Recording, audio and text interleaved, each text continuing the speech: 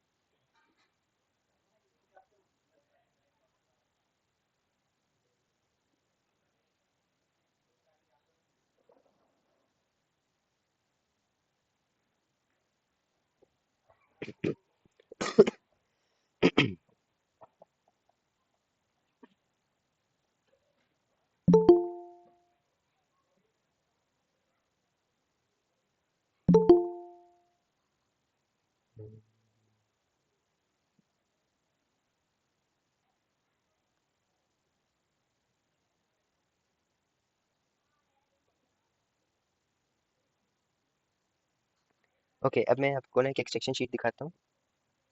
ये देखें, this is one of the extraction sheets. को दिखाता हूँ आपको।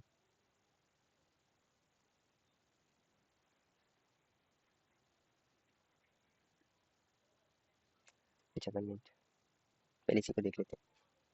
ये देखें, ये एक्सट्रैक्शन शीट है।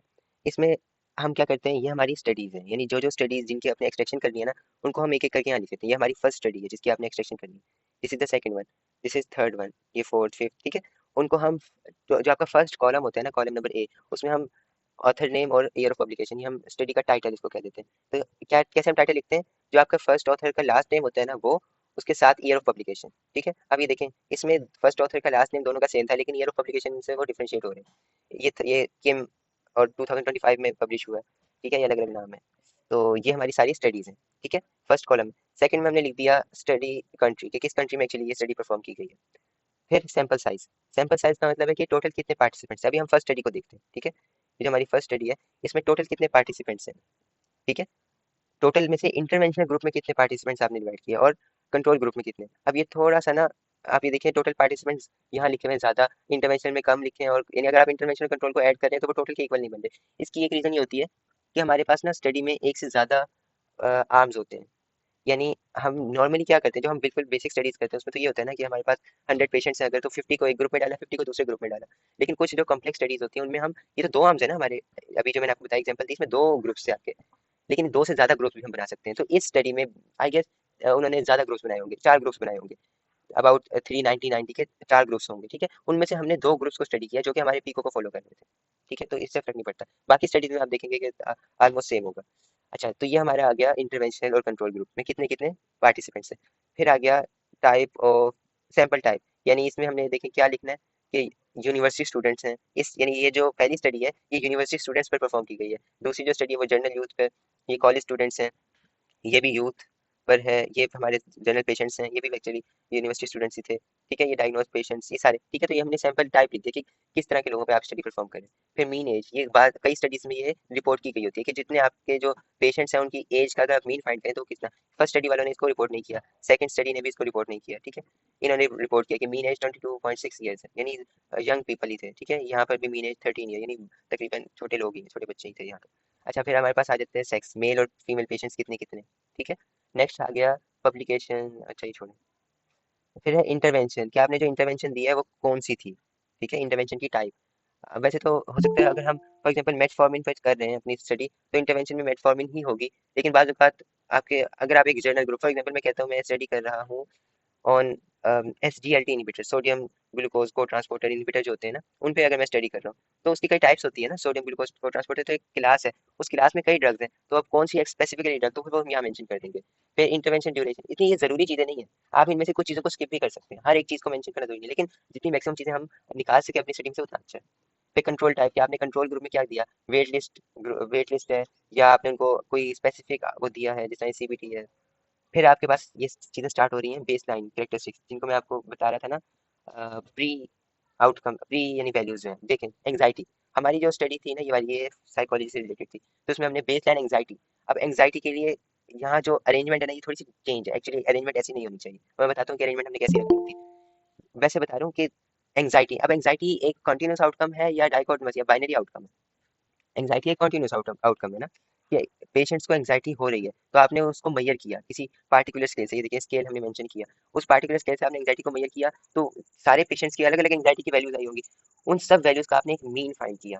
ठीक है, इंटरवेंशनल ग्रुप के जो पेशेंट्स थे, उनकी जो एंग्जाइटी थी उसका आपने मीन फाइंड किया, उस मीन की वैल्यू।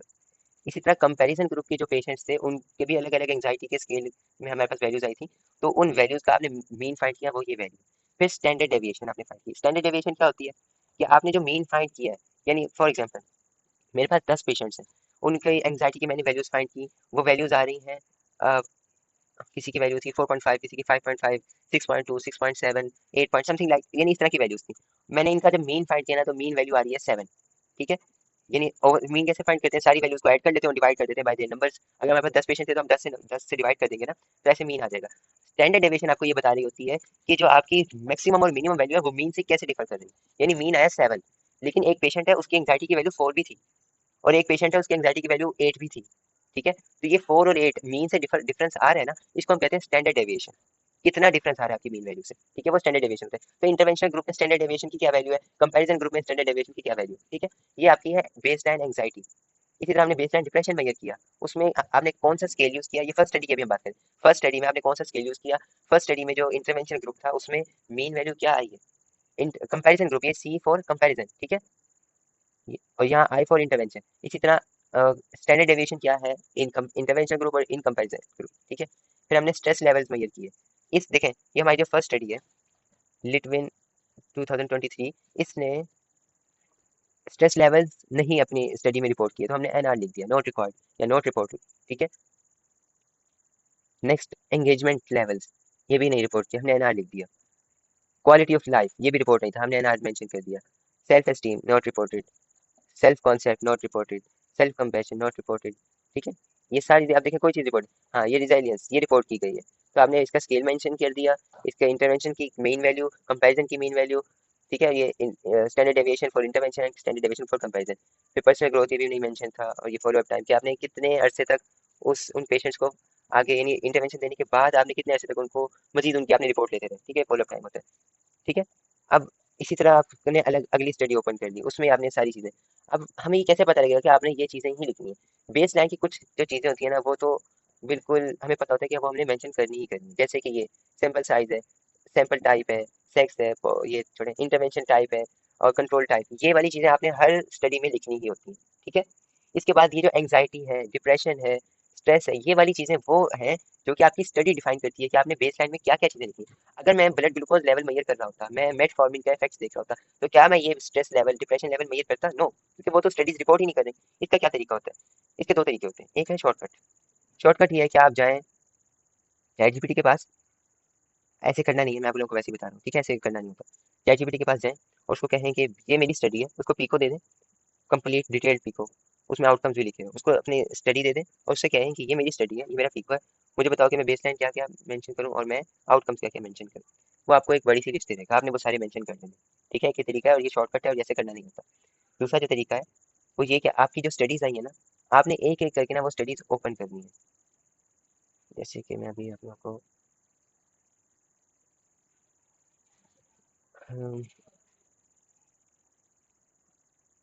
ये देखिए, ये हमारी स्टडीज है उसी से रिलेटेड। अब हमारे पास ये स्टडीज आ गई ना, अब मैं क्या करूँगा, एक एक करके ना ये स्टडी ओपन करूँगा और मैं ये देखूंगा कि इस स्टडी में उन्होंने कौन कौन सी बेस लाइन और कौन कौन से आउटकम्स रिपोर्ट किए हुए हैं। ठीक है, आपको कहाँ कहाँ मिलते हैं बेस लाइन और आउटकम्स, आपको मिलते हैं mostly, most of the cases tables में। जहाँ टेबल होगा ना, आपने देखना टेबल कहाँ है, इसमें तो टेबल ही नहीं। चलिए इसको छोड़, इसमें देख लेते हैं। ये देखिए, ये टेबल है, बेस लाइन कैरेक्टरिस्टिक्स, ठीक है। फर्स्ट स्टडी आपने ओपन की, उसमें आपने देखा table number one mostly base line का होता है, टेबल नंबर टू जो होता है वो आउटकम्स का होता है। बेस लाइन कैरेक्टरिस्टिक्स में उन्होंने मीन एज मेंशन की है, तो आप इसको ऐड कर लेंगे, यानी आपने शीट ओपन कर लेनी है, ब्लैंक शीट है आपके पास अभी, आपने उसमें ये तो लिख लेना है, ये भी लिख लेना है, ये भी लिख लेना है, ठीक है। अच्छा, ये सारी चीजें आपने लिख ली। अब आपने बेस लाइन और चीजें देखनी है, तो क्या आप देखेंगे कि उन्होंने क्या क्या चीजें और मेंशन की हुई हैं बेस लाइन में। यहाँ तो एसेट नहीं मेंशन किया, आगे आ जाते हैं टेबल नंबर टू में। टेबल नंबर टू में भी बेस लाइन कैरेक्टरिस्टिक्स दी हुई है, जैसे पी एच क्यू ए। अब मुझे क्या पता है पी एच क्यू ए क्या होता है। यहाँ पर ये क्या लिखा हुआ है, ये इसका स्केल लिखा हुआ है, यानी किसी चीज को उन्होंने P H Q a scale से मेजर किया, ये नीचे मेंशन्ड है, ठीक है। P H Q a scale क्या है यहाँ पर, पेशेंट हेल्थ क्वेश्चनियर, ठीक है। तो ये जो ये वाली वैल्यूज हैं, ये पेशेंट हेल्थ क्वेश्चनियर की वैल्यूज, ठीक है। तो मैं यहाँ नीचे से देख लूंगा कि ये किस चीज की वैल्यू। अब उन्होंने बेस लाइन में पेशेंट हेल्थ क्वेश्चनियर दिया हुआ है ना, तो मैं अपने यहाँ पर पेशेंट हेल्थ क्वेश्चनियर मेंशन कर दूंगा, और उसका स्केल, उसका मीन, इंटर कंट्रोल, ये सारी स्टैंडर्ड डेविएशन लिख दूंगा, ठीक है।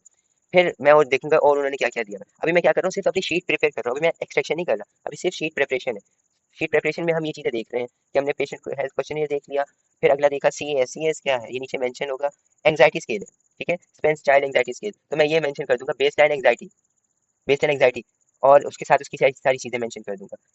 फिर नेक्स्ट देखूंगा ये क्या चीज है, ये है डिस्ट्रेस क्वेश्चनियर है, नेक्स्ट आईएसआई है, तो ये भी इंसोम्निया सेंसिटिविटी इंडेक्स। जो मैं अपनी फर्स्ट स्टडी ओपन की, उसमें जो जो मुझे बेस लाइन मिली वो मैंने मेंशन कर दी। इसी तरह दूसरी शीट ये देखें, ये नीचे मैंने आउटकम्स का भी एक पोर्शन बनाया हुआ है, इस पोर्शन में भी हमारे पास वही वैल्यूज होंगी, ठीक है। अब आउटकम्स में भी हमने वैल्यूज मेंशन की हैं, जिस तरह एंग्जाइटी, पोस्ट एंग्जाइटी, पोस्ट का मतलब है आउटकम, तो यहाँ पर आप देखें इन्होंने एंग्जाइटी मेंशन की है, यस। सी एस क्या था, चाइल्ड एंग्जाइटी स्केल, तो क्या इन्होंने एंग्जाइटी मेंशन की है, पोस्ट इंटरवेंशन यस मेंशन की है, तो मैं एंग्जाइटी यहाँ मेंशन कर दूंगा अपने आउटकम में। अभी हमारी शीट बिल्कुल ब्लैंक है। नेक्स्ट मैं ओपन करूंगा, इन्होंने हेल्थ क्वेश्चन एरिया मेजर किया है, तो मैं उसको यहाँ मेंशन कर दूंगा। फिर उन्होंने कौन सा मेजर किया है, बाकी जो जो चीजें बेस लाइन में थी वो भी आउटकम में मेंशन की है, तो मैंने एक एक करके सारी लिख दी, ठीक है। अब मैं क्या करूंगा, नेक्स्ट अपनी स्टडी ओपन करूंगा, उसमें मैं जाऊंगा बेस लाइन और उसके वाले सेक्शन में, और वहां देखूंगा कि इन्होंने अब क्या क्या चीजें मेंशन की है। ABS, ABS is what, attitude and brief scale, तो एबीएस इन्होंने प्री एंड पोस्ट दोनों मेंशन किए हुए। मैं अपने बेस लाइन वाले पोर्शन में जाऊंगा, वहां देखूंगा कि क्या मैं ये जो न्यू आउटकम देख रहा हूँ क्या ये पिछली स्टडी ने मेंशन किया था, अगर तो किया था इसका मतलब मैं पहले अपनी शीट में लिख चुका हूँ, अगर नहीं किया था तो मैं इसका नेक्स्ट कॉलम बना दूंगा, ठीक है। फिर आउटकम वाले पोर्शन में जाऊंगा, आउटकम में भी उन्होंने मेंशन किया था, उसको आउटकम में भी लिख लूंगा। फिर नेक्स्ट है एबीएस, अच्छा सॉरी एबीएस तो वो है, रैशनल कॉग्निशन स्केल था पहला, सब स्केल है। फिर इरेशनल कॉग्निशन सब स्केल है, टोटल डिस्ट्रेस है, ये सारी चीजें, ठीक है। ये जो एबीएस है ये एक्चुअली इसका स्केल था, एबीएस से हमने अलग अलग चीजें मेजर की थी ना, तो ये चीजें उन्होंने मेंशन की है, तो अब मैं इनको भी यहाँ पे जाके अपनी बेस लाइन आउटकम में अपना भी एक्सट्रैक्शन शीट में मेंशन कर दूंगा, ठीक है। फिर मैं अपनी नेक्स्ट स्टडी, तो आपने ना 3 से 4 स्टडीज या 5 स्टडीज ओपन कर लेनी है अगर ज्यादा है, इस तरह हमारे पास तो काफी ज्यादा स्टडीज थी ना, कोई 10-12 स्टडीज थी, तो 4 से 5 ओपन करके हमने वो देख लिया। फिर अगर आपके पास है ही 5 स्टडीज हैं, तो आप 3 ओपन करके उससे अपनी एक्सट्रैक्शन शीट प्रिपेयर कर लें। जब आपने एक दफ़ा एक्सट्रैक्शन शीट बना ली, अब आपने फिर एक्सट्रैक्शन करनी है। उसका क्या तरीका है, एक एक स्टडी ओपन करें और उसकी जो सारी डिटेल्स हैं वो आप मेंशन करते जाएं, ठीक है। मैंने अपनी फर्स्ट स्टडी ओपन की, लिटविन, यहाँ से मैं गया अपनी जो शीट है ना, अम, ये देखिए मैंने फर्स्ट स्टडी ओपन की, और ओपन करने के बाद मैं इसके सेक्शन में चला गया, टेबल सेक्शन में। ये देखिए टेबल, बेस लाइन करेक्टरिस्टिक्स है, मैं इसमें देख लिया टोटल कितने पेशेंट्स हैं, और देखिए मैं कह रहा था हमने इसको 3 ग्रुप्स में डिवाइड किया हुआ है, अपने ना टोटल स्टडी को 3 ग्रुप्स में डिवाइड किया हुआ है। तो आपने देख लेना कि आपकी स्टडी को कौन से, एक तो वेट लिस्ट तो हमें चाहिए एज अवर कंपैरिजन, बाकी ये 2 इंटरवेंशनल ग्रुप है, इनमें से कौन सा आपकी पिको को फॉलो कर रहा है उस एक को आपने पिक कर लेना जस्ट, ठीक है। तो आपने उनमें से एक को पिक कर लिया। अब देखें ये है हमारे पास ये बेस लाइन से ही हमारे आउटकम्स है। अब आउटकम्स में रेजिलियंस का जो फर्स्ट ग्रुप है ना, ये हमारा फर्स्ट इंटरवेंशनल ग्रुप है, उसकी वैल्यू मेंशन है। अब देखें ये वैल्यू कैसे मेंशन है, जो ये पहली चीज है ना, ये होती है मीन वैल्यू, और ये जो दूसरी चीज है, no this is the mean value, base line mean value, ये आपके सैंपल साइज है, तो ये बेस लाइन मीन वैल्यू है, पहली जो वैल्यू है ना जो ब्रैकेट के बाहर लिखी हुई है, ये मीन वैल्यू, और जो ब्रैकेट के अंदर लिखी हुई है this is your standard deviation, ठीक है। उन्होंने ऊपर मेंशन भी किया कि बेस लाइन में जो ब्रैकेट के बाहर है वो मीन है, और जो ब्रैकेट के अंदर वो स्टैंडर्ड डेविएशन। फिर एंड पॉइंट का मतलब क्या, आउटकम, जो आपने इंटरवेंशन देने के बाद में किया एंड पॉइंट, तो ये आपकी कौन सी है, बेस लाइन, और सॉरी मीन वैल्यू, और ये स्टैंडर्ड डेविएशन, तो ब्रैकेट के अंदर मोस्टली स्टैंडर्ड डेविएशन होती है। तो आपने यहाँ से अपनी वैल्यूज पिक करनी है और आपने अपनी स्टडी में मेंशन कर लेनी है, ठीक है। फर्स्ट स्टडी में कंट्री का क्या है वो आपको ऊपर से मिल जाएंगी ये सारी चीजें ना, कि टोटल कितने पार्टिसिपेंट्स थे, किस कंट्री में ये परफॉर्म की गई है, इस चीज को देखने के लिए आपको थोड़ा सा ना यहाँ रीड करना पड़ेगा, बैकग्राउंड बैकग्राउंड तो नहीं, बैकग्राउंड में भी बैकग्राउंड में नहीं, नॉर्मली मेथोडोलॉजी में मेंशन होती हैं चीज़ें कि सैम्पलिंग प्रोसीजर।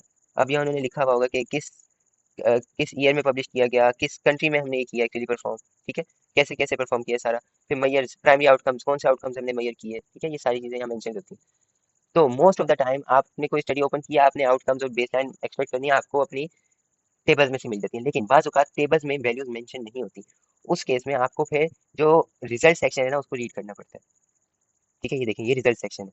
रिजल्ट सेक्शन में बाज़ औक़ात आपको वैल्यूज, देखिए इन्होंने यहाँ वैल्यूज मेंशन की हैं, लेकिन आमतौर पे ये जो वैल्यूज मेंशन की होती हैं ये टेबल्स में भी होती हैं, लेकिन बाज़ औक़ात ऐसे होता है कि कुछ वैल्यूज टेबल में नहीं होती। उस केस में आपने फिर यहाँ अपने रिजल्ट सेक्शन में से वो चीज़ें पिक करनी होंगी, ठीक है। यानी ये बहुत कम ऐसे होता है, लेकिन बाज़ औक़ात ऐसे होता भी है कि आपको रिजल्ट सेक्शन में से अपनी वैल्यूज पिक करनी पड़ती हैं, टेक्स्ट को रीड करके, ठीक है। लेकिन मोस्ट ऑफ द टाइम आपको मिल जाता है। अब आपने फिर क्या किया, सेकंड स्टडी ओपन कर ली, जितनी स्टडीज आपको दी गई हैं एक्सट्रैक्शन के लिए, आपने क्या किया, वो स्टडीज ओपन कर लेनी है और उसमें से जो जो यहाँ चीज़ें मेंशन होगी। अगर तो आपने एक्सट्रैक्शन शीट बनाई है खुद तो आपको पता होगा, अगर नहीं भी बनाई तो आपने देख लेना कि क्या क्या चीज़ें जिसने आपको एक्सट्रैक्शन शीट बना के दिया। अगर आपको सिर्फ एक्सट्रैक्शन का टास्क दिया गया तो जो एक्सट्रैक्शन शीट बना के दी गई आपने देख लेना कि क्या क्या चीज़ें उन्होंने मेंशन की है और क्या वो चीज़ें एक्चुअली आपकी स्टडी में गिवन है या नहीं है, ठीक है। तो एक एक करके आप जो चीज़ें गिवन होंगी उनकी वैल्यूज आपने पुट कर लेंगे, जो चीज़ें नहीं गिवन उनकी जगह आपने एनआर लिख देना, जस्ट ये नोट रिपोर्टेड, ठीक है। अब ये क्या हो रहा है?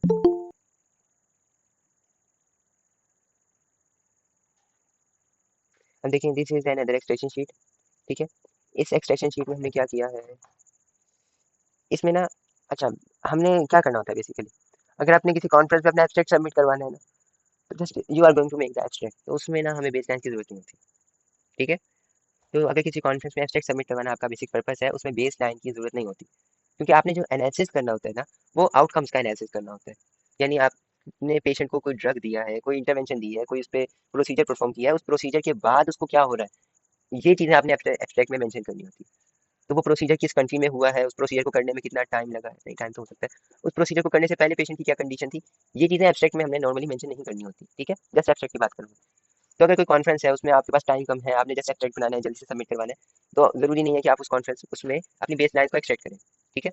तो फिर हम क्या करते हैं, हम जस्ट अपने आउटकम्स को एक्सट्रैक्ट कर लेते हैं। अब ये हमारी एक स्टडी थी, उसमें हमने जस्ट आउटकम को एक्सट्रैक्ट किया था, ठीक है। यहाँ मैं आप लोगों को दो चीज़ें बताऊंगा, यहाँ देखिए बेस लाइन एक्सट्रैक्टेड नहीं है, जस्ट आउटकम्स है। दो चीज़ें, यानी आउटकम्स दो तरह के होते हैं, ठीक है। आप लोगों को आइडिया है ना कौन कौन सी दो टाइप्स होती हैं आउटकम्स की, एनीवन, कोई आइडिया आउटकम्स किस तरह के हो सकते हैं हमारे पास।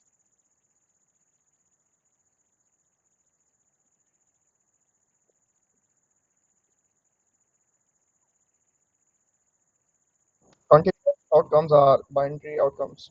यस, बाइनरी होते हैं और हमारे पास दूसरे होते हैं कॉन्टिन्यूस आउटकम्स। तो बाइनरी आउटकम्स क्या होते हैं, जिसमें दो पॉसिबिलिटीज हो, जस्ट यस और नो, ठीक है। तो ऐसे आउटकम्स जिनमें दो पॉसिबिलिटीज हैं उनको हम क्या कहते हैं, बाइनरी आउटकम्स। यानी जैसे मैं आपको एग्जांपल देता हूँ, ये हमारे पास आउटकम्स है कुछ बाइनरी आउटकम्स। कॉम्प्लिकेशन, ठीक है, कि पेशेंट्स को कॉम्प्लिकेशन हुई है या नहीं हुई। एडवर्स इफेक्ट यहाँ लिखा है ना, ई ए सॉरी ए ई, एडवर्स इफेक्ट, पेशेंट को कोई एडवर्स इफेक्ट पेश आया है या नहीं आया। आपके टोटल थे 160 पेशेंट्स, उनमें से 76 patients they undergo adverse effect, यानी फॉर एग्जांपल कोई हार्ट अटैक हो गया या और कोई चीज़ हो गई एडवर्स इफेक्ट, ठीक है। तो दिस इज येस और नो, हुआ है या नहीं हुआ, येस और नो। तो ये बाइनरी आउटकम है। तो जब हम बाइनरी आउटकम्स को एक्सट्रैक्ट कर रहे होते हैं ना, तो हम उसमें क्या करते हैं, अब ये आपका सेक्शन था बाइनरी आउटकम का, यानी ये जो आपका आउटकम था ये बाइनरी था, तो इसमें आपने क्या क्या एक्सट्रैक्ट करना है, इसमें आपने एक्सट्रैक्ट करना है इवेंट एंड टोटल, कि टोटल यानी आपके टोटल कितने पेशेंट्स थे। हमारा जो स्टडी थी ना, ये फर्स्ट स्टडी, इस फर्स्ट स्टडी में जो आपका ये इंटरवेंशनल ग्रुप है इसमें टोटल 160 पेशेंट्स थे, जिनमें से 76 patients they undergo adverse effect. And placebo group यानी आपका कंट्रोल ग्रुप, उसमें टोटल 161 पेशेंट्स थे, जिनमें से 77 दे अंडरगो एडवर्स इफेक्ट, ठीक है। तो जब बाइनरी आउटकम्स होते हैं उनमें आपने सिंपल टोटल पेशेंट और the events, total and events, ये आपने एक्सट्रैक्ट करना होता है, ठीक है। और स्टडीज में ये यानी बिल्कुल मेंशन हुआ होता है टोटल और इवेंट्स, ठीक है। इसी तरह आपके पास ये दूसरी स्टडी है, फॉर एग्जाम्पल सॉरी दूसरा आउटकम है adverse effect leading to discontinuation, यानी ऐसे एडवर्स इफेक्ट हो गए कि पेशेंट ने अपनी स्टडी ही छोड़ दी, यानी टोटल 160 पेशेंट थे, उनमें से 3 पेशेंट्स ने स्टडी से डिसकंटिन्यू कर दिया, ठीक है। 161 में से 3 पेशेंट्स ने डिसकंटिन्यू कर दिया इन योर कंट्रोल ग्रुप। इसी तरह जेनिटल ट्रैक्ट इन्फेक्शन, तो कितने पेशेंट्स को हुई इन योर कंट्रोल ग्रुप, कितने पेशेंट एक्सपेरिमेंटल एंड कितने पेशेंट्स को in your control group. UTI unit tract infection, hypotension, dehydration, ये सिर्फ बाइनरी आउटकम्स है कि क्या हुई है या नहीं हुई, ठीक है।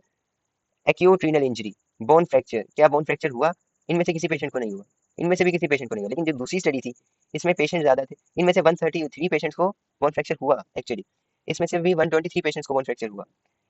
फिर डायबिटिक कीटोसिडोसिस हुई या नहीं, फर्स्ट स्टडी में किसी को भी डायबिटिक कीटोसिडोसिस नहीं हुई। हाइपोग्लाइसीमिया इवेंट फर्स्ट स्टडी में 44 पेशेंट्स को हुआ, ठीक है। ये कौन से आउटकम थे आपके, बाइनरी आउटकम, तो हमने ये सारे एक एक करके एक्सट्रैक्ट कर लिए। नेक्स्ट हमारे पास आ गया continuous outcome, we have some continuous outcomes as well. ये सारे कंटिन्यूस आउटकम्स है। कंटिन्यूस आउटकम की वो मैं आपको कह रहा था ना, अरेंजमेंट थोड़ी सी ठीक नहीं है, जो मैंने आपको पिछली शीट दिखाई थी, इस शीट में वो अरेंजमेंट बिल्कुल ठीक है। कैसे, ये आपका है चेंज इन HbA1c, आपने HbA1c में जो चेंज आ रहा है ना उसको आपने एक्सट्रैक्ट करना है। तो ये आपका है इंटरवेंशन ग्रुप, ये आपका है कंपैरिजन ग्रुप। आपने ऐसे ही बनानी होती है शीट। ये कैसे बनाते हैं, आपके पास तो ये नॉर्मली ऐसे बॉक्सेस होते हैं ना, अब आपको क्या चाहिए, 6 बॉक्सेस चाहिए एक आउटकम को निकालने के लिए। 6 बॉक्सेस, तो हम क्या करते हैं, यहाँ से 6 बॉक्सेस को कर लेते हैं इकट्ठा, और इनको, अच्छा I can't do it, just view only, तो मैं इसमें कोई चेंजेस नहीं कर सकता, आपको दूसरी शीट में दिखा देता हूँ। ये देखें, फॉर एग्जाम्पल मैं चाहता हूँ कि मैं 6 बॉक्सेस को इकट्ठा करूँ, तो कैसे करते हैं, यहाँ जाते हैं, ठीक है, मर्ज द सेल्स, तो ये सिंगल बॉक्स बन जाएगा, ठीक है। इसके नीचे फिर मैंने तीन तीन के बनाने, 3 बॉक्सेस फॉर माई, कौन से होते हैं, interventional group, and 3 boxes for my, अच्छा मैंने एक ज़्यादा कर दिया, 7 हो गए, 3 boxes for my control group, तो वापस करके 6 तक कर लेते हैं, ठीक है, ये हो गया। अब इसके नीचे मैं क्या करूंगा, यहाँ लिखूंगा जिस तरह हमने यहाँ भी लिखा हुआ है। देखें, पहले हमने 6 बॉक्सेस को इकट्ठा किया, यहाँ अपना अपना जो आउटकम है उसको मेंशन कर दिया, फिर उसके अंडर दो आपने सेक्शन बना दिए। ये आपका है कंट्रोल ग्रुप, ये आपका है सॉरी ये इंटरवेंशन, ये कंट्रोल ग्रुप। अब इंटरवेंशन ग्रुप में आपने 3 चीजें लिखनी है। पहली है मीन वैल्यू, ठीक है, जो कंटिन्यूस आउटकम्स होते हैं उनमें मीन गिवन होता है, मीन और स्टैंडर्ड डेविएशन गिवन होती है, तो ये मीन वैल्यू। फिर स्टैंडर्ड डेविएशन वो इसी तरह ही मेंशन होगी, मीन वैल्यू कैसे, ब्रैकेट के बाहर, स्टैंडर्ड डेविएशन ब्रैकेट के अंदर। नॉर्मली ऐसे होता है, वैसे अलग अलग भी लिखी हो सकती है, लेकिन आमतौर पर ऐसे होता है, ब्रैकेट के अंदर स्टैंडर्ड डेविएशन लिखी होती है। फिर थर्ड आएगा टोटल, टोटल क्या है, total number of patients in your study, के कंट्रोल ग्रुप में टोटल कितने पेशेंट्स थे। इसी तरह सॉरी यार, ये इंटरवेंशन ग्रुप, इंटरवेंशन ग्रुप में टोटल कितने पेशेंट्स थे। फिर प्लेसिबो ग्रुप जो आपका कंट्रोल ग्रुप है, उसकी मीन वैल्यू, उसकी स्टैंडर्ड डेविएशन, उसके टोटल नंबर ऑफ पेशेंट्स। देखिए कंटिन्यूस आउटकम में ये आपकी अरेंजमेंट होनी चाहिए। इस अरेंजमेंट का हमें ये फायदा होता है कि जब आपने बाद में जब अपने वो करना होता है ना, एनालिसिस करना होता है, तो आप जस्ट कॉपी पेस्ट कर लेते होते हैं, ठीक है। यहाँ से मैं टोटल ये कॉपी करूंगा, ठीक है, उसको अपने वहाँ पर एनालिसिस वाले पोर्शन में पेस्ट कर दूंगा। तो जो कंटिन्यूस आउटकम है उनमें आपने ऐसे करना है, mean, standard deviation and total. जो आपके डाइकोटोमस आउटकम है उनमें इवेंट एंड टोटल, ठीक है, जस्ट इवेंट एंड टोटल। तो आपकी स्टडी में भी ऐसे मेंशन। अब जो मेरी दूसरी स्टडी थी ना, ये वाली स्टडी, इसमें देखिए मैंने अरेंजमेंट ना ठीक नहीं रखी, मुझे आइडिया नहीं था कि कैसे अरेंजमेंट रखनी थी। इनमें ये सारे ही कंटीन्यूअस आउटकम्स थे, लेकिन जो मेरी अरेंजमेंट है वो देखिए डिफरेंट है। मीन, मीन, फिर स्टैंडर्ड डेविएशन, स्टैंडर्ड डेविएशन, मैंने टोटल यहाँ लिखा ही नहीं। तो इसके लिए फिर मुझे बाद में एक्स्ट्रा काम करना पड़ा। जब मैंने इसका एनालिसिस करना था ना, तो एनालिसिस के लिए मैंने एक अलग से शीट बनाई, और उस अलग से शीट में फिर मैंने इसकी अरेंजमेंट की थी, mean, standard deviation, total, mean, standard deviation and total. फिर मुझे ये अलग से काम करना पड़ा था, ठीक है, इंटरवेंशनल ग्रुप का और कंपेरिजन ग्रुप का, ठीक है। और ये देखें, ये नेक्स्ट हमारी जो डिप्रेशन का आउटकम था, इसके लिए फिर मैंने इनकी अरेंजमेंट की थी, मीन, स्टैंडर्ड। ये थोड़ा सा कॉम्प्लेक्स है, मैं आप लोगों को अगले लेक्चर में समझाऊंगा कि ये कैसे करना किया था मैंने, और क्या क्यों करना होता है ये सारा, ठीक है। एनालिसिस वाले टॉपिक में हम ये इंशाल्लाह डिस्कस करेंगे। मैं आपको दिखा रहा हूँ कि डाइकोटोमस आउटकम दिखते कैसे हैं। मैं कंटीन्यूअस आउटकम तो मैंने दिखा दिया ना टेबल में, कि वो टेबल्स में आपने देख लिया कि वो मीन हमारे ब्रैकेट के बाहर लिखा है, स्टैंडर्ड डेविएशन ब्रैकेट, ये देखें, ये हमारे डाइकोटोमस आउटकम, ये ऐसे लिखे होते हैं in the form of ratio. Ratio में जो नीचे वाली वैल्यू है ना, नीचे वाली वैल्यू है आपके टोटल नंबर ऑफ पेशेंट्स, और जो ये ऊपर वाली वैल्यू है 120, 123, ये है इवेंट्स, और ये है टोटल। आगे जो ब्रैकेट में लिखा है वो तो परसेंटेज है ना, उसका हमारा हमसे अभी कोई काम नहीं है, ठीक है। इसी तरह ये क्या थे आपके आउटकम्स, जिस तरह मैंने देखा है, मैंने फ्रैक्चर, हमारे जो शीट है ना, इस शीट में आउटकम्स में ये यहाँ मेंशन था फ्रैक्चर, बोन फ्रैक्चर, और ये वाली हमारी स्टडी है ये वाली, ठीक है। इस स्टडी में मैंने देखना है कि आप बोन फ्रैक्चर हुए या नहीं, तो मैंने स्टडी ओपन की, स्टडी में इसके रिजल्ट सेक्शन में गया, यानी टेबल नंबर 2 में गया, यहाँ मैंने ढूंढा तो मुझे ये मिल गया फ्रैक्चर। मैंने इस फ्रैक्चर में आगे जाके देखा, ये हमारा है टोटल, यानी ये कौन सा है, ये इंटरवेंशनल ग्रुप है ना, इंटरवेंशनल ग्रुप में ये आपकी जो ड्रग मेंशन है, ये इंटरवेंशन थी हमारी, और ये आगे प्लेसिबो यानी ये कंट्रोल ग्रुप है। तो इंटरवेंशनल ग्रुप में मैंने यहाँ पर देखा फ्रैक्चर मेंशनड है, और फ्रैक्चर में 85 पेशेंट्स का फ्रैक्चर हुआ है, टोटल नंबर ऑफ पेशेंट्स इतने।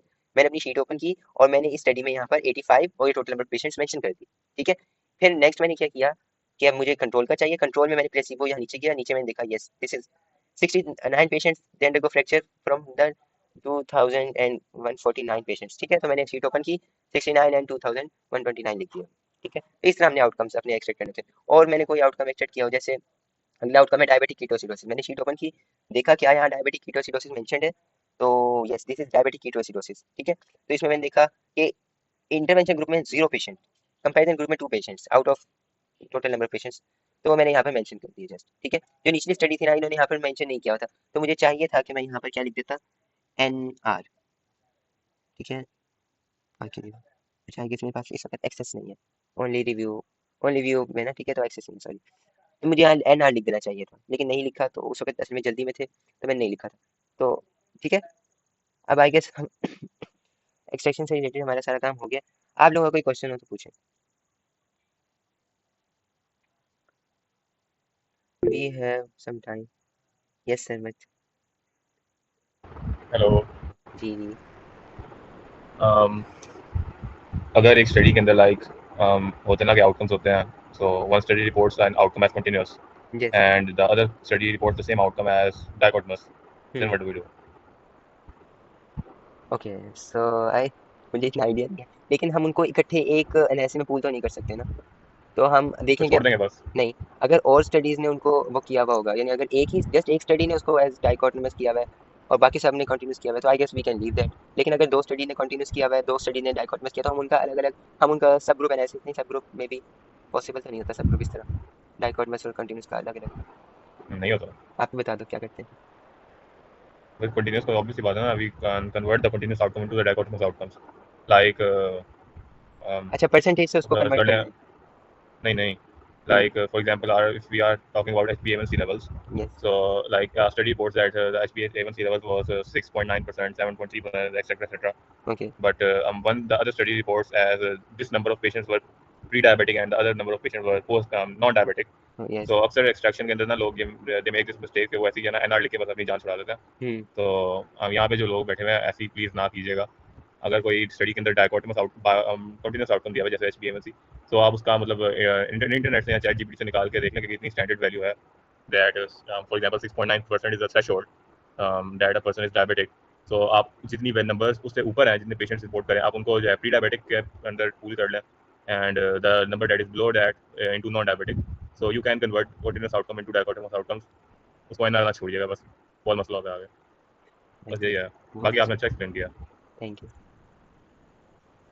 किसी और का कोई क्वेश्चन हो? No question. Thank you, Hassan. Thank you so much. आप चैट बॉक्स में पूछ सकते हैं, क्वेश्चन पूछते हैं, कोई बात नहीं, पूछ लिया करें।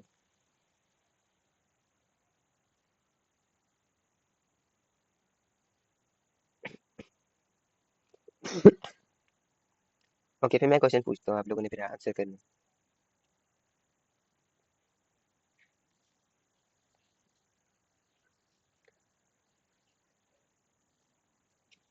जैसे कि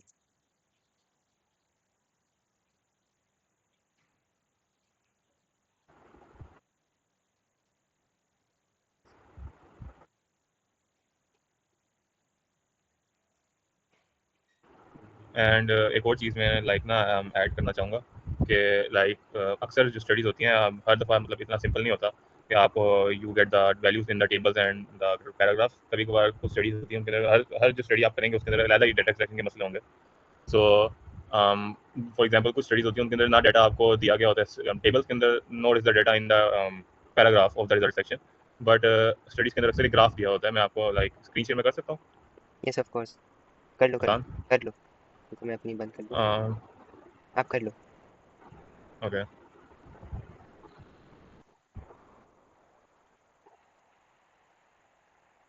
ओके, हो रही है स्क्रीन शेयर? जी जी, हो रही है।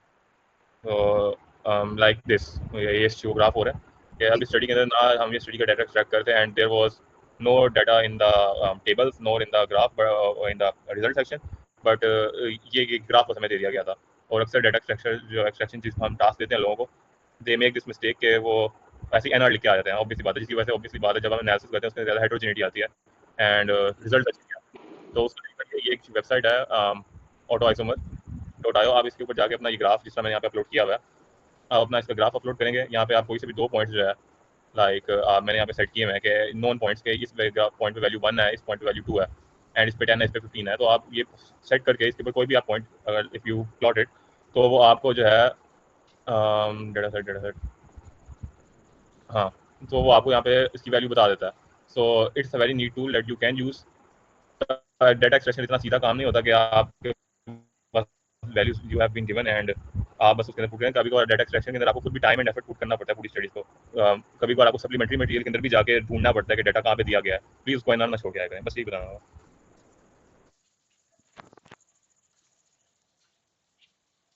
यस एग्जैक्टली, आप देखेंगे कि हर एक स्टेप के ना अपने मसाइल होते हैं। जिस तरह मैं आपको पढ़ा रहा हूँ, तो मैं आपको कितना इजीली बता दिया था कि टॉपिक सिलेक्शन कितनी आसानी से हो जाती है। उसमें आपने एक टॉपिक सिलेक्ट करना है और उस टॉपिक की प्रॉपर्टी मैं आपको बता दी थी कि वाइबिलिटी कैसे चेक करनी है, ठीक है। तो वो बताने में आसान होता है, लेकिन जब आपने प्रैक्टिकली उसको परफॉर्म किया तो आपको आइडिया होगा कि उसमें क्या क्या डिफिकल्टी हमें पेश होती हैं, और वो चीज़ें आपको कैसे पता लगेंगी। मैंने आपको अभी एक्सट्रैक्शन का तरीका बताया ना, मैंने आप लोगों को थोड़े से टेबल्स ओपन करके दिखा दिए, टेक्स्ट मैंने आपको बता दिया। जब तक आप इसको खुद नहीं परफॉर्म करेंगे आपको नहीं आइडिया होगा कि इसमें क्या क्या मसले हैं। अब जिस तरह लास्ट स्टडी जो मैंने लास्ट एक्सट्रैक्शन मैंने की थी ना, उसमें हमें क्या चाहिए था, हमें चाहिए थी चेंज वैल्यूज, यानी हमें बेसलाइन भी गिवन थी और जो हमारे आउटकम्स हैं वो भी गिवन थे।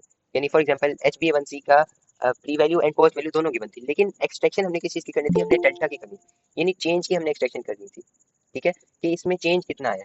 तो मीन वैल्यू का तो चेंज हम इजीली फाइंड कर सकते हैं, लेकिन स्टैंडर्ड डेविएशन में चेंज फाइंड करना मुश्किल होता है, ठीक है, उसके लिए हमें आर वैल्यू चाहिए होती है। तो वो मुझे कैसे पता लगा, वो मैंने जब परफॉर्म किया, मुझे उससे पहले नहीं पता था कि चेंज फाइंड करने के लिए हमें क्या क्या करना पड़ता है। तो जब मैंने एक टास्क परफॉर्म किया उसके बाद मुझे आइडिया हुआ कि हाँ this is one of the problem जो कि एक्सट्रैक्शन करते हुए आपको आ सकती है। इसी तरह जो सरमन ने आपको बताया, जब आप परफॉर्म कर रहे होंगे ना, और आप यानी आप अपनी अपनी स्टडी जब कर रहे होंगे ना, किसी कोई आपकी अपनी स्टडी होगी उसकी एक्सट्रैक्शन कर रहे होंगे, तब आपको इस तरह की चीज़ें रियलाइज होती हैं, क्योंकि किसी और की स्टडी होती है ना, आपके पास टाइम नहीं होता और आप कहते हैं चलो यार जाने दो, ऐसा होता है, लेकिन करना नहीं ऐसा चाहिए, ठीक है। तो जब अपनी स्टडी आप कर रहे होते हैं ना, इसीलिए प्रैक्टिस इसलिए करवाई जाती है ताकि आपकी अपनी स्टडी और आपको पता हो कि अगर मैं अच्छा करूंगा तो मुझे ही फायदा है। तो आप जब उसमें से एक्सट्रैक्शन करेंगे तो आपको पता लगेगा कि क्या क्या एक्चुअली प्रॉब्लम्स आपको फेस करना पड़ रही है एक्सट्रैक्शन में। सेकेंडरी स्क्रीनिंग में आपने देखा होगा कि क्या क्या प्रॉब्लम है, और सेकेंडरी स्क्रीनिंग में लोग पूछते हैं कि क्या पूरी पूरी रिसर्च आपको पूरा पूरा आर्टिकल रीड करना पड़ता है। यस, पॉसिबल है कि आपको पूरा पूरा आर्टिकल रीड करना पड़े, लेकिन हर एक जैसा डिस्कशन सेक्शन आपको रीड करने की जरूरत नहीं पड़ती सेकेंडरी स्क्रीनिंग में, लेकिन रिजल्ट सेक्शन आपको रीड करना पड़ जाता है। रिजल्ट सेक्शन में आपने देखना होता है कि क्या उन्होंने आउटकम्स दिए। मेथडोलॉजी सेक्शन रीड करना होता है। अब मैं एक देख रहा था स्टडी, मुझे इससे पहले आइडिया नहीं था, मैंने जब ये चीज़ की तो मुझे आइडिया हुआ।